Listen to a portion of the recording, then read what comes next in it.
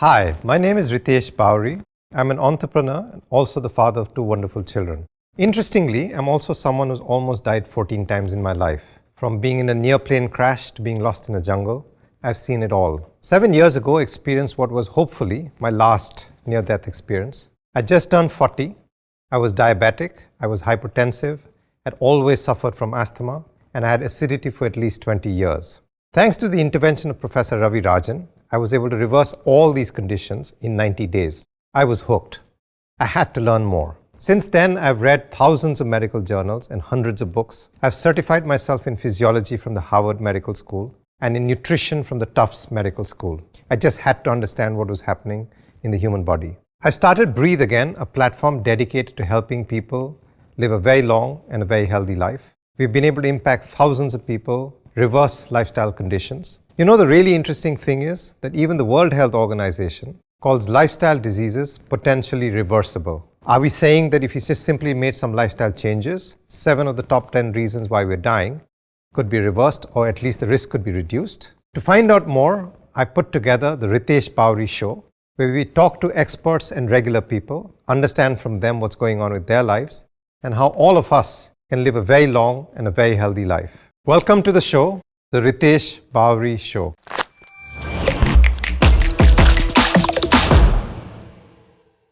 It is my proud privilege to welcome Dr. Aravind to the Ritesh Bawri Show. Dr. Aravind and I go back a long time. We've been friends since 25 years when we were both students at the University of Michigan. He was 1 year senior to me, but we became instant friends. Dr. Aravind is an extremely humble person. He was back then and has continued to remain so. That comes with a really rich history of spirituality, something that his entire institution practices.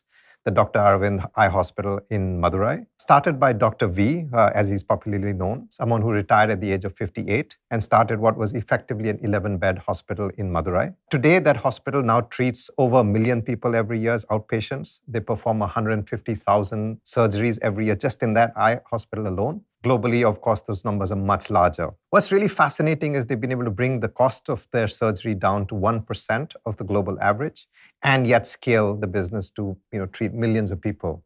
It is like McDonald's on steroids, virtually. Dr. Aravind is, again, like I said, extremely humble, but the legacy that his family has built impacts not just Madurai, not just India, but globally.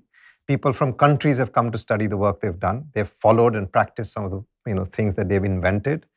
For example, they can do 2,000 surgeries per doctor, as opposed to the global average of 400. These are now practices that are being adopted by other countries. So it's my proud privilege to welcome Dr. Aravind to the show. We're going to talk about sight. We're going to talk about vision. We're going to talk about practices that you can use to improve your sight if you're young. We're going to talk about practices that you can use to restore your sight if you're in the older age bracket. So it's, again, my proud privilege. Dr. Aravind, my friend, I really welcome you to the show. Welcome, Dr. Aravind. Obviously, you and I go back a very long time. We've been friends for 25 plus years. And in many ways, it's a true honor. Of course, we knew of you when we were in school. Dr. Prahlad would talk extensively about you, your hospital, the work that you all have done. When I went back and researched some of the statistics again, they're just staggering, absolutely staggering. So, for example, your hospital in Madurai has treated over 1 million people as outpatient, and you'll have done 150,000 surgeries.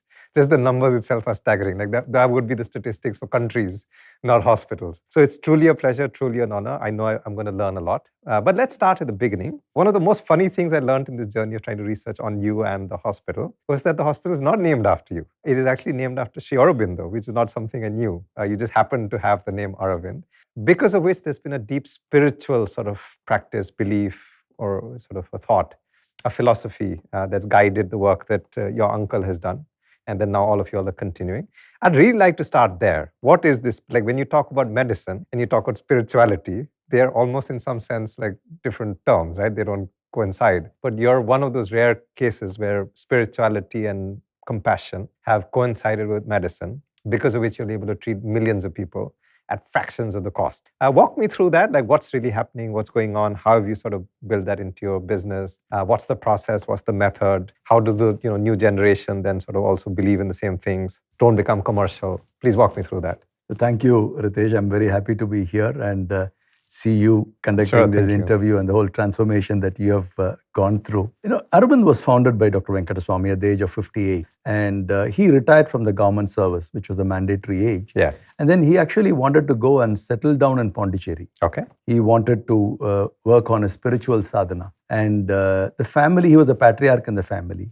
Those days when you have five or eight siblings and 3 of them passed away, 5 of them stayed back. So he was the one who educated my father, my aunt, my uncle, all of them he educated, he brought them up. So the family was not very happy for him to go and settle in Pondicherry. Sure. He was a bachelor and he had always lived with the family. So they wanted him to continue the work that he had done.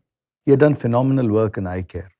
And he saw himself as an instrument in the divine's hand. Whatever the divine wants me to do, I will do. In this case, it's eye care. And there are so many people who are suffering.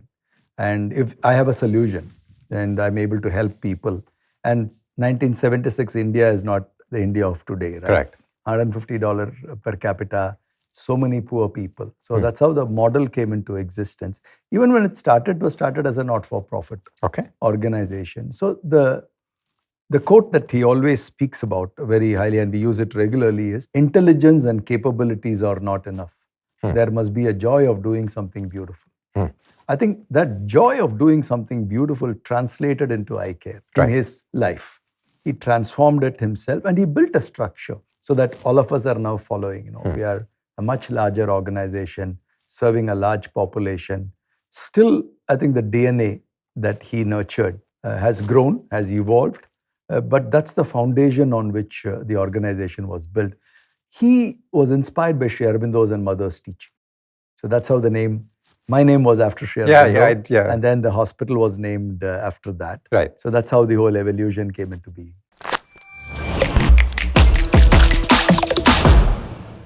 Thank you for watching. Being connected to each other is easily one of the most powerful emotions a human being can feel.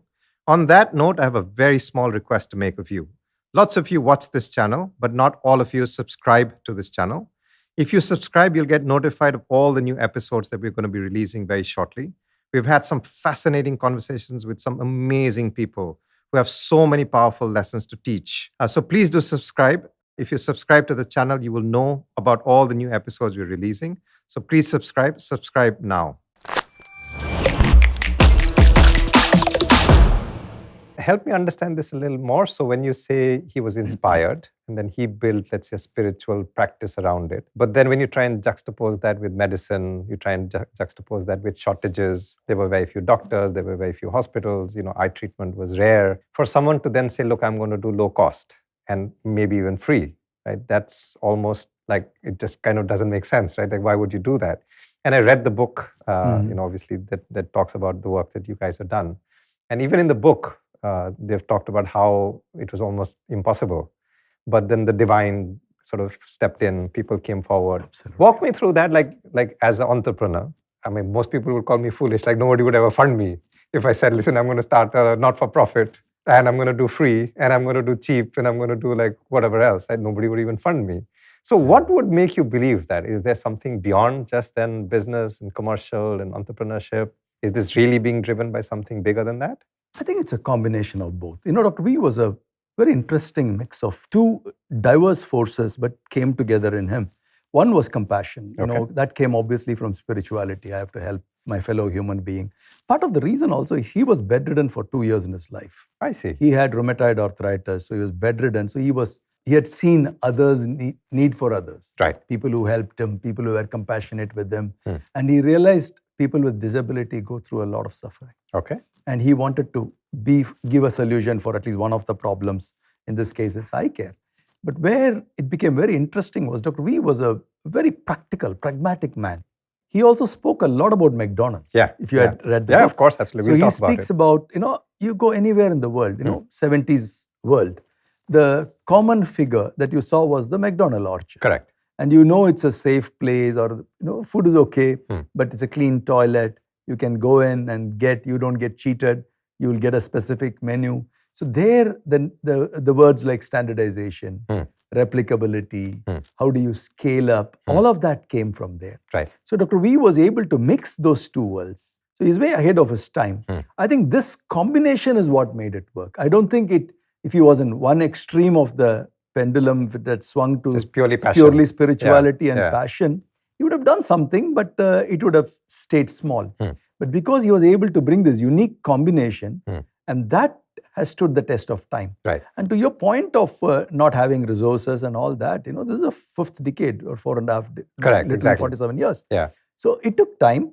The first 20 years, very little had happened in terms of scope of work, but the foundation was laid. Okay. A lot of sacrifice by the founding generation. And then scale built up and India changed, transformed. People were having disposable income and all that had happened. And that's how the organization is where it is today. No, there's so many different nuggets of information in what you said, but let me start with cost. So one of the things that you all have done remarkably well is to bring down the cost of surgery, bring down the cost of eye care.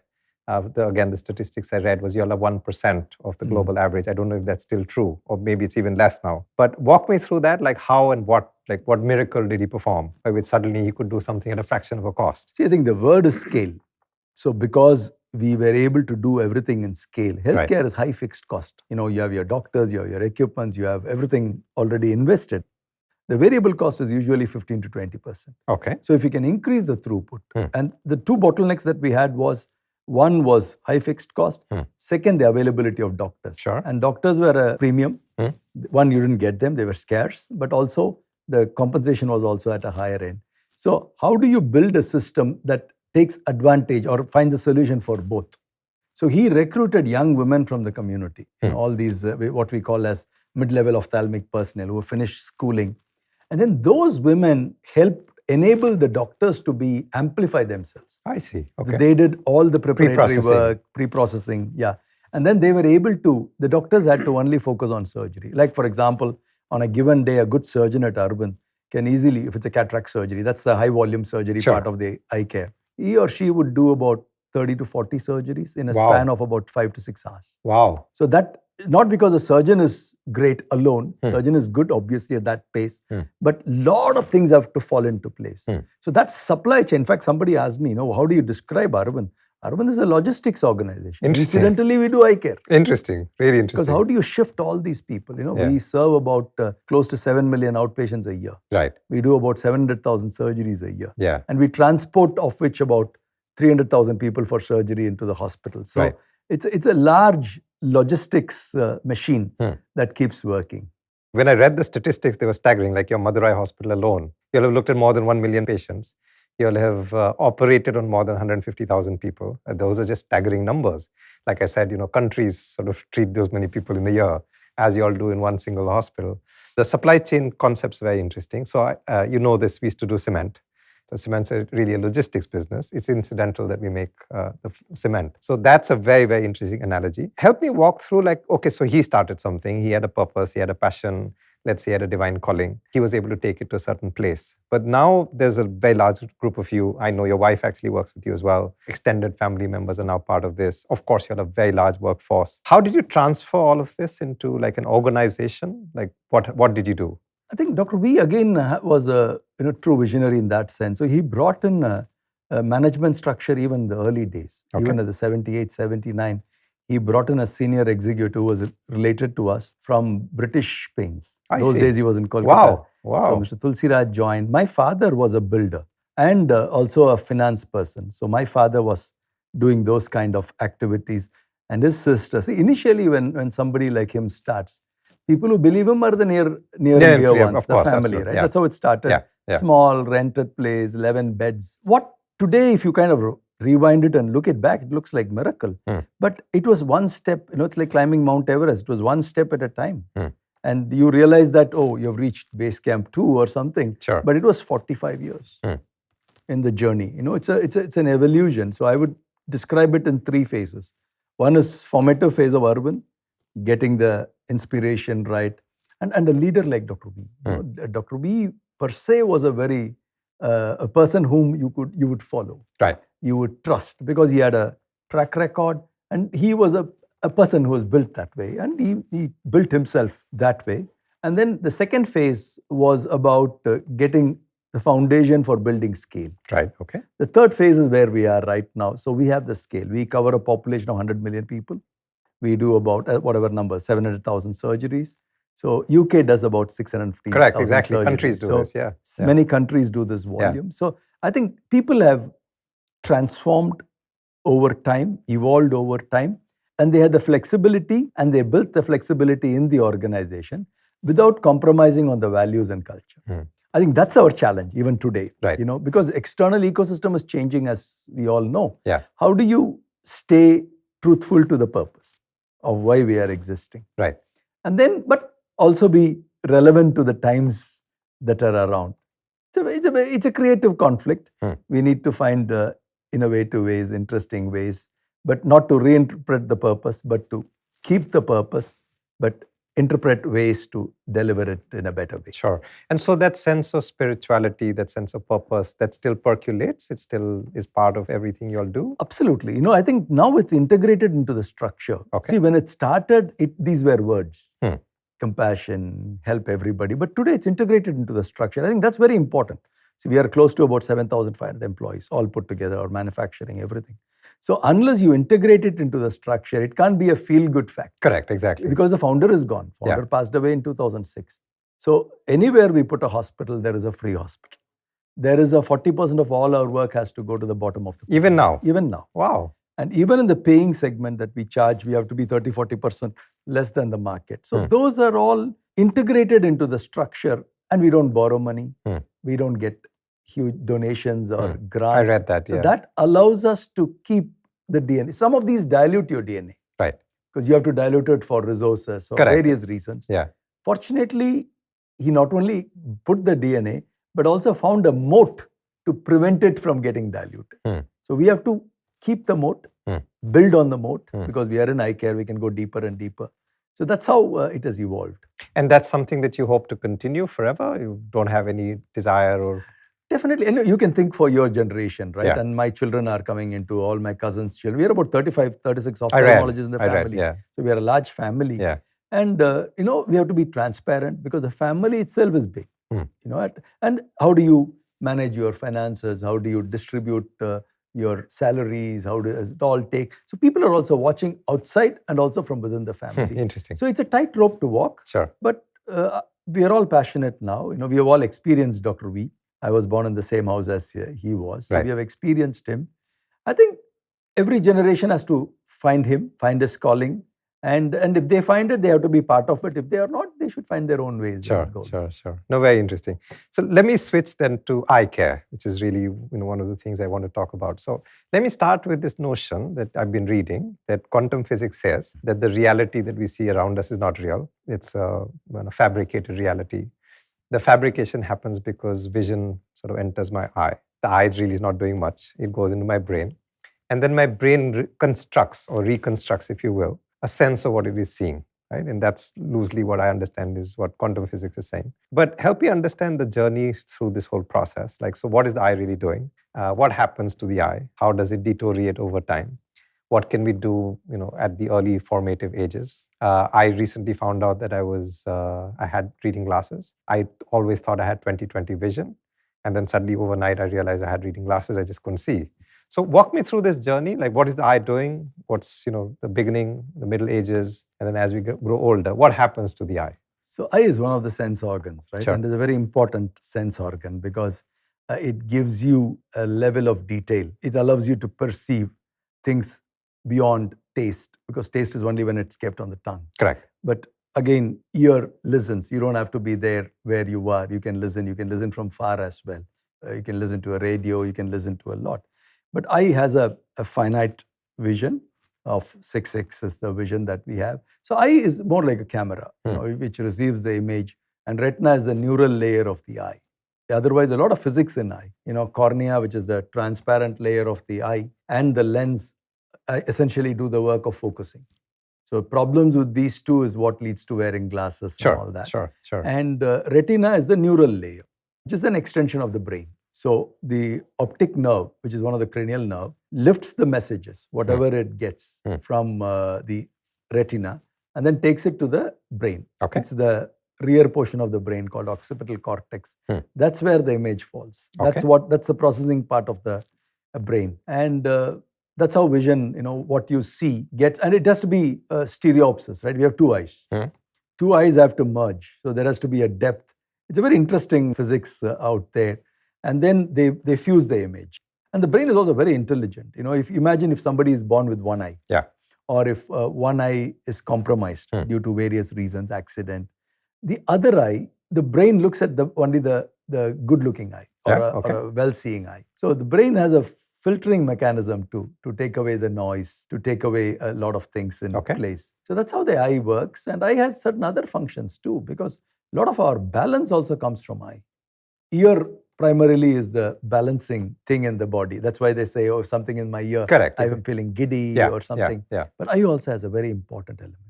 If you close your eyes and stand with one leg, and you will not be able to balance. Really? Open eyes, you'll be able to balance a little longer. Okay. So eye gives you a perspective. Depth perception. Yeah. And all that. So eye has a lot more than what we see. Right. Really interesting. What you were saying about the ear, what I learned was there's a bubble which sort of creates that sense of balance. But you're saying the eye also plays a role in this. Both. It's a combination of both. That's really interesting. So if the eye is not there, then it compensates. Definitely, you see blind people able to walk, but they need that help of a cane or some technology to do that. But eye has an important role in balancing. Tell me something, so one of the arguments that's also made is that the eye sees what it wants to see. And then sometimes you also not see things. Is that true? Sherlock Holmes saw much more than what others saw. Yeah. I think it also is your knowledge, level of concentration, level of absorption that you have, this mind space you have, and emotionally, how emotional you are. Okay. So it's multiple factors that play into it. What you observe, what you take in, what makes an impression on you. I think seeing, it's like camera, right? You take a picture, it will see everything. Got it. I don't think there is any difference in eye. Right. Eye sees everything. Yeah, okay. But what you realize or what you play back is based on multiple other factors. Right. Because you focus your attention on something. So that's how it works. There is a selective, because the selectivity comes in the brain. Got it. Not in the eye. Okay, got it. Yeah, okay. So basically I'm interpreting it in a certain way in my brain. And then that's being driven perhaps by emotion, how much I slept. Absolutely. Where I am in my, mind space and so on and so forth. Okay, so it's really the brain that's actually interpreting. Absolutely. That's really interesting. Okay, let's start at the beginning. So as a child, obviously we play video games. Today, my 10-year-old son is constantly on his computer, on his laptop, on his phone, and you can fight him, but you can't take it away. Walk me through that. Like, what should children be doing? How much is too much? How much is too little? Blue light versus this light. Like, so, we get lost because we read most of it on Instagram, right? From who knows who, right? Who knows whether that person even knows what he's saying. And because I know even less. So it's very easy to get seduced by someone saying something. But perhaps if you could help us, educate us almost on what really is happening as a child. What are some of the best practices? What should you do? What are absolutely no-nos, just do not do? See, when a child is born, I think it will be good to have one examination. Now, most of the pediatricians try and educate the parents on that. Just get it immediately, just at least one evaluation. Like you're talking about eye vision? Yeah, after about 3 to 6 months really? of the baby. Okay. Just to know what's happening and all that. Is the movement all right? Is there a squint? Because the children may have power, refractive error, but they may not be able to share. They may not know. How do they know? Exactly. I have less vision or more vision because they've not compared. They've not spoken to anyone at that stage. So especially when both the parents are wearing glasses, because there is a genetic component that both the parents are wearing, and there are certain other genetic eye conditions which comes when you're born. You have to be a little watchful on that if it runs in your family and all that. And some of the infective conditions, rubella during pregnancy causes pediatric cataract. So one has to be careful about it. Otherwise, after about 5 years, once everything is clear at that stage, then after 5 years, once to get the eyes tested, and every 2 years subsequently. But if somebody is wearing glasses, a child is wearing glasses, today the penetration is close to about 18-20%. Yeah. It's a surprising number of, Actually, interestingly, 15-20 years ago in India, it used to be 6 or 7%. In the urban setting, it was 8%, and the rural setting, it was 4-5%. Today, they say we are as good as any Oriental population. The Orientals, even then, Singaporeans had about 18-19%. Today, we are getting there. Part of the reason is our near vision. We are using more near vision. Children are not going out and playing and all that. But that's evolution. Because today that's their future. The gadgets are the future. This is how they're going to make their livelihood. They're going to see the world through. Yeah. So I don't think we should be very restrictive, but I think we should educate them some healthy habits. Encourage them to play outside for a while, use their eyes not only for near vision but also for distance vision, and also eat healthy, which is what your Sure. subject is. And a combination of all that. As I said, vision is not only eye alone. It is your emotional status. It is your ability to handle stress, ability to process information. So your intellect, all of that has a role to play in vision. So if you are building a holistic person, all of this should be taken care of. Correct. But it's not isolated to eye alone. It's a combination of all that makes your body healthy or makes your eye as healthy as well. See, eye is like hearing. You sleep, you close your eyes and you don't hear. Yeah. But your heart keeps pumping. Correct. Your lung keeps breathing. Yeah. Eye keeps working. Yeah. Even in your dreams, rapid eye movements keep happening. Your Correct. eye muscles are working. Your eyeballs are going here and there. It's called NREM sleep, rapid eye movement sleep, and all of that. So it is you have to take care of that person, or the person has to take care of himself, or the child. If the parents take care, give them a broad-based, holistic upbringing.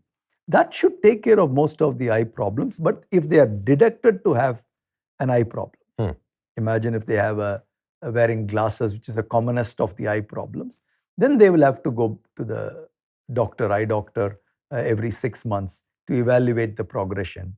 The progression, there is a jump during the puberty age group. So one has to be a little careful. And then people may want, youngsters may want, I don't like wearing glasses, I need a contact lens. Or after about 20, 21, they may say, I need to get a laser surgery done to remove the glasses. Those are all the options available. Correct. But till 20, as of today, you will have to monitor.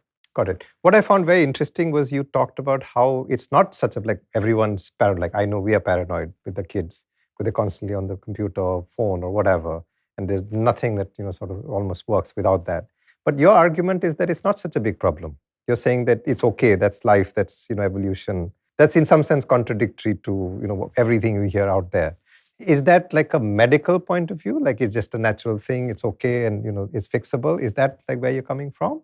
No, I think computers have been around for, say, 40 years. Correct. Right? People have worked on computers for a long time. I'm talking about a software engineer, somebody who's doing that kind of work in the last 40 years. So in the 40-year evolution, computer has a role to play. I'm not saying there's no problem at all. But I'm saying, sitting in a chair is also a problem for a long time. Yeah. But that doesn't mean that you should never sit in a chair. Yeah. That's not the solution. Very so I think all I'm saying is it is not a solution to just break the cycle, but teach them in a healthy way to do it. Like if they are working for about 45 minutes or an hour, take a break. Look at distance. Drink enough water, because today most of them are working in an air-conditioned ecosystem. They may not realize they don't have enough water levels in the body.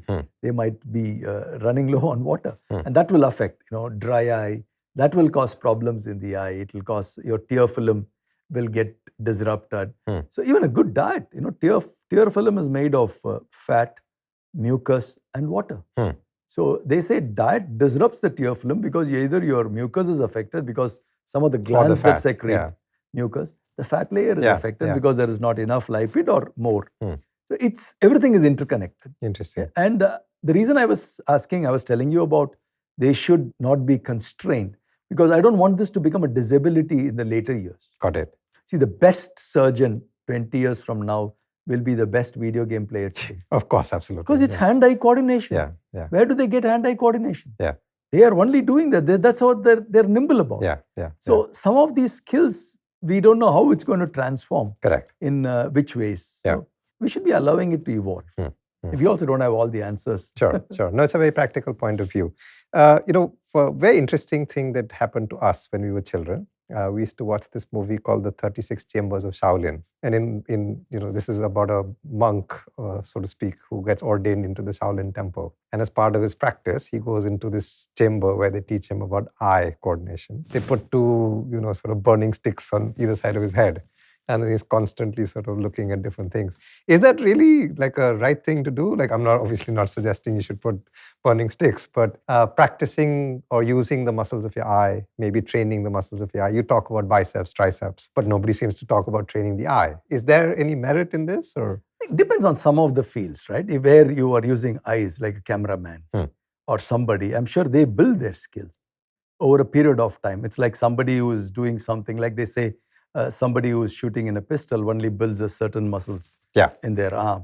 So I think eyes also gets built, on what you use it for over a period of time. Separate exercise for a common man is really not required. That much necessary, because it's a muscle in use all the time. It is not something. So, and also there's wear and tear. So you don't want to, unnecessarily harm it also. Sure. But some professions definitely it will help. I mean, if you're really looking at a fast speed, you're a pilot and all that, I'm sure it evolves in them. Right. And evolution happens for all of us. Correct. It's multi-generational. Multi-generational, and also within the generation. Yeah. See, I find it difficult to sit in one place. I like to move. But as a surgeon, I sit and operate for 4 to 5 hours. Right. So it's mind, body, soul, everything is aligned. Yeah. So I think it is that alignment one has to, that anchors you. Sure. But just to finish on this topic, so let's say there is a child up till say 20, and like you said, the practical demand is that they're spending a lot of the time on their laptop, computers, what have you. Is there something they can do to lessen the damage? Like maybe use blue light glasses, maybe use some sort of a filter, use some sort of a screen. Does that work, or is it just... No, it definitely works. I mean, blue light glasses still science is not completely out. It's still early phases. We really don't know whether the blue light makes a difference to the eye in the longer run. But some of these are very new. Right? 30, 40 years in the evolution of life is nothing. It will take some time to figure this out. But certain habits go a long way. Like, for example, frequent blinking of your eyes. Because it's like a windshield wiper. It spreads the tears across. It spreads the lipid layer, the fat layer uniformly. That definitely is important. As I said, water is a very important component. Giving rest. When I say rest, not closing your eyes alone. Enough sleep is important. And also because all these glands require time. There is something happening when you sleep. Right. The tears are washing away. It is manufactured in the lacrimal gland, gets washed away. So all of that requires time. So I think it's balancing. I think that holistic living definitely has a role to play. Instead of selectively, imagine you have beautiful eyes, but you have nothing else working for you. Doesn't work that way. Right? So you need a combination of all. I do agree. Which actually brings me to the next question I wanted to ask, which is lifestyle. So if you take the child's journey, I found in my own case at 15, I went to Bombay, and I went from like a home comfort and what I thought was mother fussing over me to basically degenerative lifestyle, right? I was just eating rubbish. I was sleeping for 5 hours a night, basically sort of harming my body totally. I mean, forget just the eye, but my entire body was being harmed. As a function of which I would get like, tuberculosis, I would get jaundice, I would get something or the other all the time. Lifestyle is something that's not really understood. And I think today when you try and tell people about lifestyle, it almost feels like you're lecturing them. But as a surgeon, as a doctor, as somebody who runs a very large medical practice, impacting millions of people, could you help me walk through that whole thing about, like you've said it yourself, but I just wanted to dig a little bit deeper. Like how much is lifestyle? How much is genetics? How much is, other factors? Is it just bad luck that, perhaps my eyes are getting affected? Could you help me just break that down? I think it's a combination of all. Like for example, some of these are genetically inherited. Like somebody wearing glasses, both the parents wear glasses, there's a high probability that your child will have glasses. If a parent or a sibling has a glaucoma, increased eye pressure, there is a high chance that you would have. And that's true with breast cancer. That's true with most of the other conditions as well. Okay. So there is a genetic component. There is a component of nutrition, because when I say nutrition, eating in a holistic manner, eating the right vitamins. Vitamin A has a very direct role on eye. Yeah, correct. Vitamin A, lack of vitamin A, beta carotene. Yeah, sure. Lack of vitamin A causes xerophthalmia, dry eye. Early days, it used to be very common. Not anymore. You don't find that kind of nutrition deficiency today. Maybe the pendulum has swung the other way. We are eating, we don't have, earlier used to have protein malnourishment. Conditions like kwashiorkor, marasmus. Today, it's the other end, obesity and all that. So nutrition definitely has a role to play, but it's not pinpoint role. It's like balancing your vitamins. Right. I think balanced nutrition is what I'm talking about. Not eating carrots alone is not going to solve your problems. It's holistic. The third element is where your lifestyle comes into play. How much you sleep, how much you work, how much you give. Look at distance.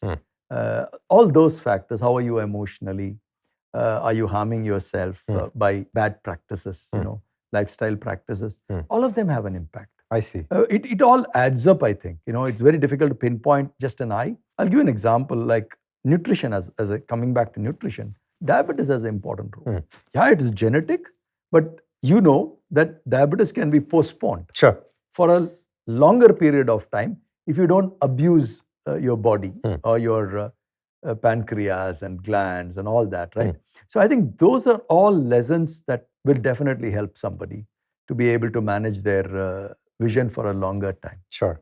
Within that, would you also look at the role of smoking and alcohol? Like there's again, I know smoking is much better discovered, like as a problem that definitely has an impact on the body. Alcohol is a new one, actually. So now I'm beginning to see people talk about the ills of alcohol. Even 10 years ago, it was being marketed as a cure for cardiovascular diseases, and a little bit is okay. And if you look at the social pressure around drinking, it is tremendous. Like, how can you not drink? And just a little one, like one small one, like, one for the road. There's lots of these myths that sort of percolate. What's the impact on, sort of health and, of course, the eye? I think smoking has an impact because smoking causes narrowing of blood vessels. And narrowing of blood vessels has an impact. Eye has only one blood vessel. I see. Okay, I didn't know that. Eye has only one central retinal artery which supplies blood. That's why people can go blind like stroke, right? In the brain, you don't have a second blood supply. That's why heart also has, unless it's a very slow progression, doesn't build collaterals. So that's why they get a heart attack. Sure. You don't hear about skin attack or, you don't hear that because there are multiple ways to nourish that organ. So eye also has that one artery that supplies blood and one vein to remove the blood. So these vessels can get afflicted if they're already compromised due to diabetes. They're already compromised, then smoking can definitely be injurious. I see. Alcohol also has a role to play. Alcohol affects your liver, it affects your pancreas, it affects your digestive system, it affects your nutrition overall. So I think that has a role to play because overall nourishment, as I said, eye is not, you cannot look at any part of the body in isolation. Got it, yeah. So it is all a symbiosis of all activities. So that if that symbiosis is broken, for some people it shows in their eyes. They can get blind. Some people it shows in their heart. Some people it shows in their brain as a stroke. So that's how it works. Sure. Around this only, but a little bit different. So lighting obviously plays a big role. Historically, we didn't have lights. 100, whatever years ago, there was no electricity. And so the only light that we worked in was natural light, sunlight or what have you. Perhaps there was, a couple of people who did things with lamps and so on. So, but it was not the common thing to do. Today, we largely work under artificial light. Like right now, when we are sitting, we are both sitting under artificial light. There's not a drop of light coming from outside. That's usually how you find yourself most times of the day and night. It's artificial light. Help me understand how that impacts sight, vision, the eyes themselves, deterioration, if at all. Is there a best practice? Is there something, really better and worse? Is there a particular way in which you can maybe light up your room? Is natural better versus artificial? What's the impact of that on your vision? I think natural light is better. Okay. There's no doubt about it because it brings you, I think, all combinations of all wavelengths and all that. But this is a science in evolution. I may not have all the answers. I don't think no one has all the answers of how this natural light or artificial light will affect us. But people live in places where the sun only comes for a few hours in a day. Right. People live 24 by maybe 20 hours in a day in the poles, North Pole or South Pole. Sure. That longer. So it's a science in evolution. We don't know the answer. That again is moderation. The intensity of light, how the light is focused. Is it directly affecting you?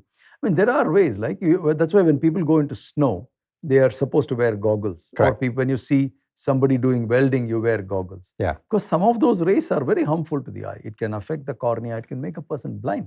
Even sunlight, looked at it for a longer period of time, can harm your eyes. So not that natural light. You can't overdo. Yes, exactly. Yeah, sure. Natural light. I think the skin cancer, exposure to sun. So I think it's moderation. is very important. But this light and eye is a science that is evolving. Sure. And then, when you look at light, there's also this notion of sleep, because sleep is also regulated by light. And so typically, they say get morning sunlight, taper down towards the night, kind of what our normal cycles used to be. Is that kind of what you're also trying to say here? That it's better to get natural light as far as possible, Absolutely. but also low light in the evening? Absolutely. That is very true. Because you have to listen to the body. You have to listen to the body clock. And body picks up clues from what you're feeding it. Right. So you will have to feed those informations, right? And you'll have to get 7-8 hours of sleep. Right.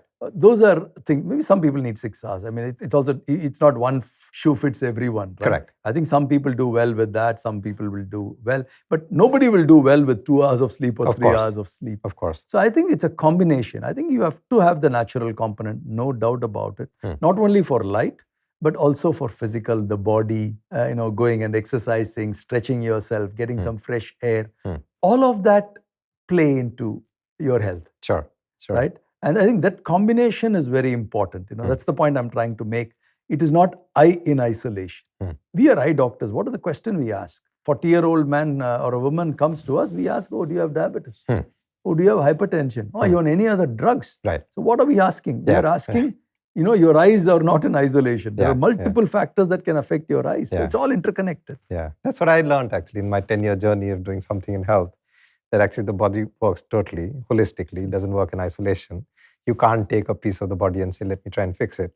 You have to fix it. We study in isolation. Yeah. Because that's the only way we can study. But when you practice, it is not in isolation. That's so powerful. We don't take the eye out and do everything and fit it. It's not a bionic eye. That is so powerful. That is so powerful. Let me switch topics a little bit. While doing research on eyes, vision, sight, one of the very interesting things I read was a term called cupping. So this apparently an Israeli man who was blind, and then he had perseverance and desire to sort of fix his sight. And so he practiced something called cupping continuously. So he's cupping, basically putting his hands on his eyes for up to 3-4 hours a day. And he claims, I don't know if it's correct or not, I'd love to hear your thoughts. He claims that his vision was restored at least 40-50%. Is it possible? Is that just a myth? Is it like... It could have worked for him. See, rare events are not regular events. All right. So in medicine, we say, never make a rare diagnosis. Because rare means it's rare. Yeah, okay. By default, it could have worked. It could have worked due to multiple other reasons. He could have changed his diet and he could have been cupping. So just by cupping, just the physical act of cupping, what does it do? Because, anybody can put their eyes, hands on their eyes. I don't think there is any proof of that as of now. An isolated act and interpretation cannot be generalized. I think so. That's how I would look at it. It has worked for him. Be happy. Yeah, sure. Religion works that way. It works for every religion works for somebody. Sure. You can't generalize it for everybody. Some God works for somebody. Sure. So you can't say, oh, this is the only God that works. That's not how the world works. Sure. So then take people who have, let's say, eye difficulties in this wide range, right? From, let's say, like I said, in my own case, loss of vision, I'm not able to sort of read properly in a book anymore, to cataracts, and then, even loss of vision. What's the medical cure for this? Like if you walk us through all the different sort of stages of loss of sight. Yeah. So if somebody is not wearing glasses, assuming, right? So they have a good distance vision and they have a good near vision. So the muscles in the eye are like camera. It's an automatic camera. It is able to focus far and near. So over a period of time, certain muscles in the eye, ciliary body muscles, those muscles get a little weaker. At 40, you will not be able to run or jump like you did it at 17, 18. You would spring. Sure. You would jump from 5 feet and you'll be okay. At 45 feet, you'll be able to do it at 3 feet. At 50, it comes down by 1 more feet. At 70 or 80, you're not even looking at it. You're looking at flat ground. Yeah. So I think that's how it works. No, so we were just talking about so when you start, let's say if you look at this whole spectrum of sight. Okay, I'll come back to it. So somebody at 40, because of the muscles, it is not exactly starting at 40. For some people, it can start at 50. Some people, it can start in the mid-30s. So people may need near vision glasses. If you're already wearing glasses, right, usually people tend to be myopic. which is, they have a good vision for near, but they don't have good vision for distance vision. Sure. So they will not experience this because they still have a good vision for near for Yeah. a long period of time. It's the normal emetropes, what we call. They are the people who will require, like you. You had good vision, but then you need glasses. But that's evolution. And I don't think it's somebody at 70 walking with a walking stick. It's not a diseased condition. Sure. You need that aid. The body also goes through wear and tear and like that. Is that preventable? As of now, no. Okay. Because so there's nothing I could have done 20 years ago. No. You couldn't have done anything. Prevent, nothing at all. You couldn't have done anything. Okay. No amount of Shaolin BKS training. Iyengar also would get right. Okay. to wear glasses. Okay. All the Shaolin masters would wear glasses. Right. So I think that's some of these. That's good to know, actually. In a way. Some of these are evolution, right? Yeah, okay. I mean, you lose hair at a certain age. You eat well, you do everything, but you have certain things, right? And you don't grow tall just because you eat everything in the world that allows you to grow. Things like that. Yeah. So you have to certain limitations that the body puts on. Maybe there is a reason for it. I don't know. Maybe there is a reason for it also. Body maybe wants you to slow down a bit. Body is telling you that, this is important for you to realize. It is not to do everything that you did when you were at a certain age. And then comes after 40, you will have to get your eyes tested regularly because you're looking at glaucoma. If you have diabetes, you're looking at diabetic retinopathy and progression of whatever eye condition you have. And also you're looking for cataract. Okay. Cataract is usually in the 5th decade or 6th decade. So cataract is again a metabolic thing, right? The eye, where does the lens get all its nutrition from? Lens is a clear matter, like cornea. There is no blood vessel. It is nourished only by the fluids around it. Cornea is nourished by the tear and then the fluid inside the eye. So it's called aqueous humor, vitreous humor. These are things that nourish the lens. That's why when diabetes happens, they say early cataract comes because the metabolites in that fluid gets affected. So that leads to cataract. Some people get it at 90. They don't even get it. Oh, my grandfather lived till 95. He never had a surgery. He never wore glasses. Maybe he was an illiterate. He did not need to read. Right, sure. Things like that. Sure. Or he's that blessed one where he did not need. All of us have somebody like Michael Phelps can swim and get 5 Olympic gold medals. Yeah. That doesn't mean that you give me the same training and nutrition, I will go and win. Correct, exactly. He's built that way. Yeah. He's born to do that. Yeah. He's designed that way. Yeah. Not everybody is designed the same way. We are all unique DNAs and we come with our own strengths and shortfalls. So it's a combination of everything. One size fits all doesn't work here. Sure. And then for cataract, then we do cataract surgery. As I'm sure cataract surgery is so common now. Yeah. It's the highest single number surgery done in the world. The whole world does about 35 million cataract surgeries. Every year? Every year. Wow. It's a large number. India does about 8 million cataract wow. surgeries. So it's the single largest surgery done anywhere, in any part of the body. And then if you have diabetes, then laser is available, injections are available. Science is evolving too. A lot of newer practices have come into existence. But the only advice I would think is to just follow up regularly. And whenever things are needed, let us go and intervene and do what is needed. Sure. So let me go back to this whole thing about cataract. Like I know my mother got a cataract operation a couple of years ago. It was a 20-minute procedure. It was fairly pain-free. And in fact, her eyesight became much better. So she restored her vision almost. So I don't know the exact term, but I think it's 20/20 when your vision's totally okay. So she went back to like a 20/20. She didn't need glasses anymore. It's inevitable. Like everyone will get a cataract, and then it's best to get it treated. Most people will get cataract. Okay. Some people have they don't get cataract. They get cataract. It's a graying of hair. Yeah. Okay. One hair gray is also gray. All hair gray is also gray. Yeah. Right. Okay. So it's like they may have 5% cataract, 10% cataract, 20% cataract. And depends on the profession too. Imagine a pilot with 5% cataract is not, that's not the tolerable Can't limit function, there. yeah. A driver with 15% But a housewife, somebody at home, I'm happy, nothing wrong. Oh, I have 40% of vision, I'm okay. So it also depends on what you do and also what is the disability you're experiencing. So I think cataract, today the results are very good. Across the world, across the country, excellent quality, excellent outcomes. The science has become like flying. Flying is they say is the safest thing right now. And the percentage of accidents is so low. So things are at that level, like Six Sigma kind of a level in cataract surgery. So if you have cataract, it is not that you have to get it done because you will get cataract later. Unlike they say in the recent days, right? You do a mastectomy because you don't have to do all that business.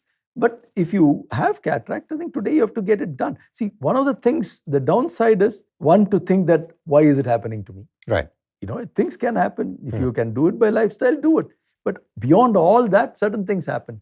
That's the time I think it'll be good to accept it and go to a professional who knows what he or she is doing. And then get it fixed, because your quality of life is more important. Like your mother, her vision getting restored to 2020. Imagine the quality of life she has. Correct. She enjoys her grandchildren. She watches a movie. She goes around. She doesn't feel disabled. She doesn't feel older. It gives her that much more confidence. So I think that's how what vision gives you. If it's cataract, then you'll have to remove the cataract and put an artificial lens. If it's glaucoma you have to be very careful, because whatever is lost forever as of now. So preservation of existing vision is important. So constant either eye drops or surgery or laser, whatever is suited to you. It's not, again, one size fits all. Depends on the condition, depends on the anatomy of the eye, morphology, all of that. So I think one has to follow it up. Sure. If you don't mind, like for maybe some of the people watching who may not fully understand what is glaucoma, if you permit 1 minute, if you can explain what it is, why would you get it? And again, in both these questions, I think the question I want to ask is like, say if I had a cataract and I said, yeah, it's okay, 3-4 years, it's okay, I'm just a regular guy. Can I wait 3-4 years? You said in glaucoma you can't. So if you don't mind, if you can explain what is glaucoma, what can you do? And then just this notion of delaying, because everyone loves to delay surgery, who doesn't like to delay surgery? So what's your view on that? So I think cataract, today the world has become very visual. All of us need vision, right? Today, everybody is using, I think India is so literate in phones, right? The smartphones, everybody has shifted to smartphones. So I think the older you get, smartphone is how you're connected to the world. Right. You're not physically able to engage with the world, but virtually you are engaging with the world every day. So I think today the outcomes are very good. I say, if you're finding it difficult, if it is bothering you, then please get your surgery done. That's the message I'm giving. It's not just because you have cataract, you don't go and get it done. Yeah, sure. It's like dyeing your hair. But you don't have to suffer. You don't have to manage the disability. You don't have to fear, or for some other reason you feel, you don't have to do that. Today the outcomes are good. Glaucoma is like blood pressure. There is there's like a ball. So there is fluid coming in, fluid going out, right? Once either excess fluid comes in and is not able to go, or normal fluid comes in, the fluid is not able to go out, it increases the pressure of the eye. The normal pressure, it's a range, right? It's a range from, say, 12 to 18 or things like that, or 8 to 18. But there is also a low tension glaucoma. Even at low pressure, your eyes can get affected. So it's a combination, but most of them will have a higher pressure. 90% of them will have a higher pressure. And that pressure, like you take a blood pressure medicine every day, we give an eye drop to control it. If it doesn't work with the eye drops, then we would do a bypass surgery, either for increasing the outflow. Obviously, that's the only thing we can do, increase the outflow. Or we can create a bypass if it's an anatomical defect in the eye. Sometimes there is a crowding of the anterior structure of the eye, which causes a pressure rise because the fluid is not able to move out. So we make a laser to create a bypass. Either you create a bypass inside the eye or you create a bypass outside the eye. That's what is glaucoma. The equilibrium of the eye is affected.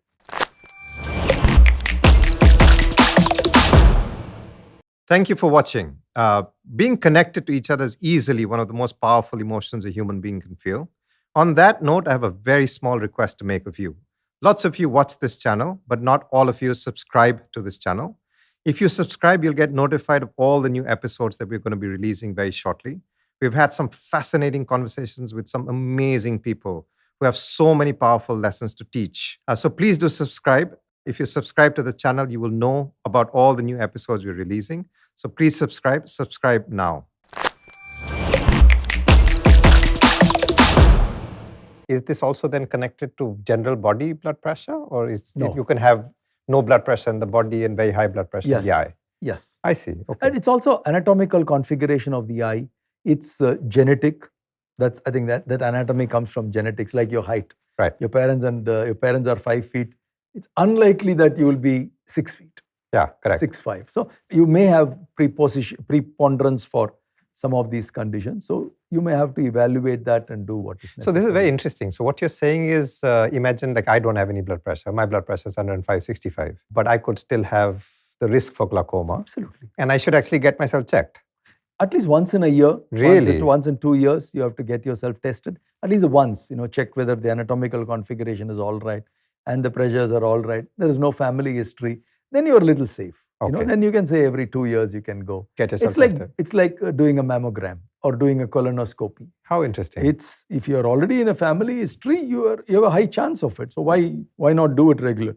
Right. Why delay it? Right. Like I would have never thought of it. I would have just said, yeah, I've checked my eyes, whatever power, I'm wearing glasses, my blood pressure is 105/65. Where the hell could I get blood pressure in my eye? Almost wouldn't connect at all. So it's not blood pressure in the eye, it's eye pressure. Yeah, sorry, eye pressure. Sorry, you're right.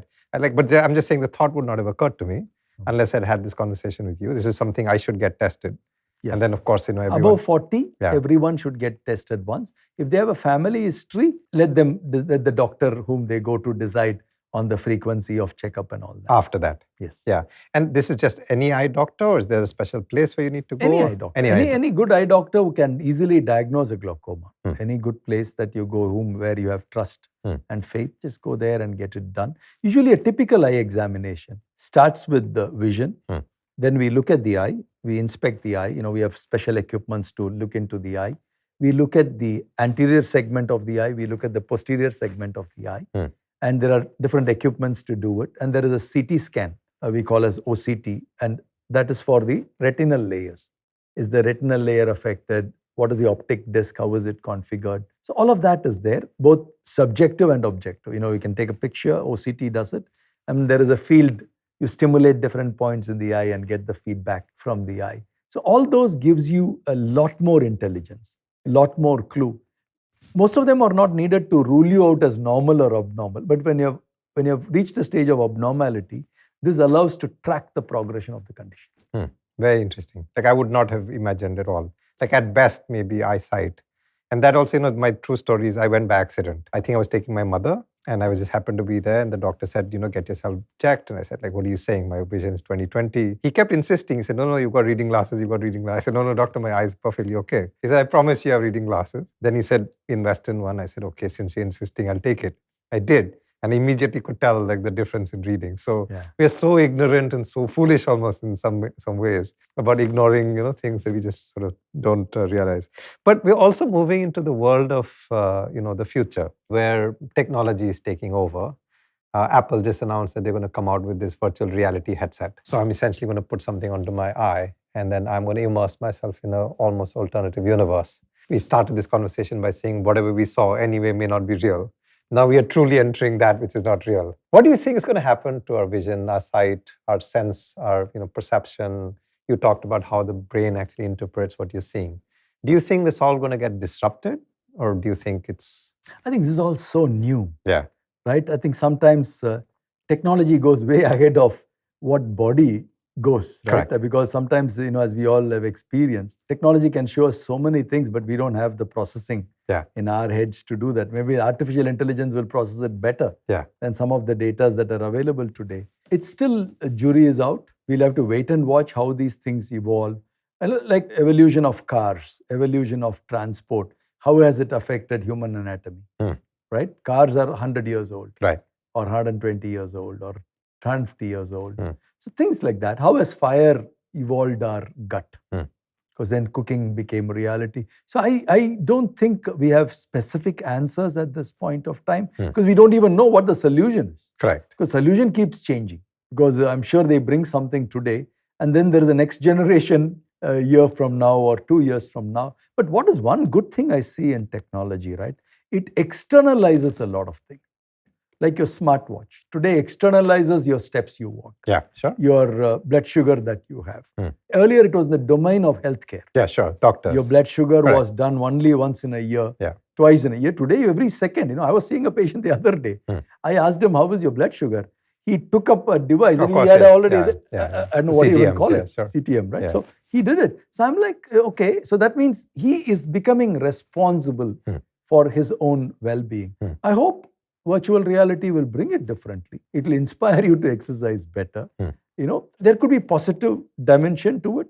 and there is a negative dimension to it. I really would like to understand, it's early on. I hope the positive dimensions outweighs the negative dimensions. Sure. And also really quickly on technology. So of course, there's lots of very new technologies that have come out. Like LASIK came out, it was huge, started helping you restore your vision. What's really happening at the cutting edge of science as far as vision and sight is concerned? I think interventions are becoming much more accurate.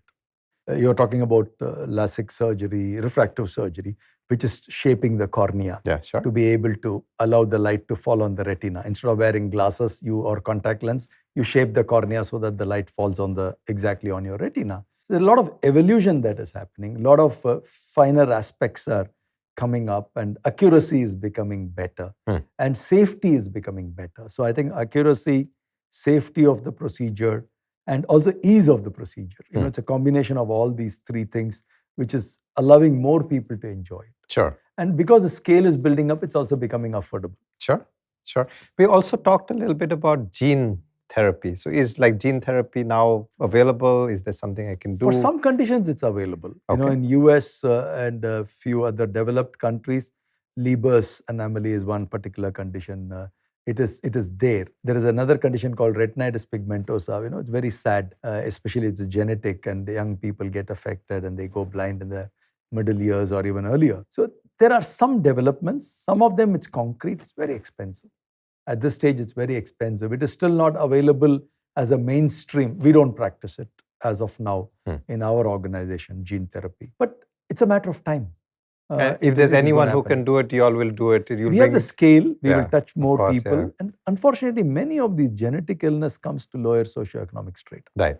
Because of consanguinity, getting married, poor nutrition, a lot of factors. A lot of they are disadvantages. With very, very many factors. Sure. So we cater to that population. So we will be able to take it up. Yeah, at some point. No, on that note, I would still want to go back to this notion of spirituality, the philosophy that, your uncle sort of brought into the practice. I was moved when I started doing a little bit in healthcare. The first thing I wanted to do was go and help the underprivileged, because I thought that those are the people who need it.